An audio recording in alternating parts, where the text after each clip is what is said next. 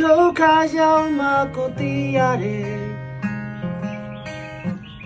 ဘသူအဆောင်ထားပြီးဘသူတွေကစင်မနေချီချောကပြုတ်ချရင်ဖေးလို့ကူပေးပါမယ်ဆိုရတဲ့ဝိုင်းလို့ညို့တော့ကပြေးချတယ်ဒါပါပဲဒါလူဘဝလူဖွဲ့စည်းပဲကွယ်အိုးအငယ်သူကိုပြေးချကဒီဝိုင်းထုံနေနေတယ်ဒါပါပဲအိုးဖျားရှိခကြမဲ့တဲ့ဖြစ်ပြများတို့ရဲ့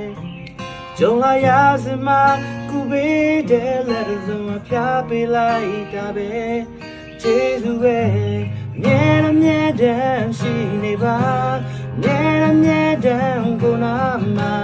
ပေးမလို့ရဲ့ဒီပေးခဲ့တာတွေတမင်းကိုကျေးဇူးပဲကိုဒုက္ခရောက်တော့ဝေဒနေရကိုကောင်းစားတော့မှကိုနာလာတတ်တာခုနဲ့ကိုနာရောက်လာသူတွေမရှိတော့တာကျေးဇူးပဲ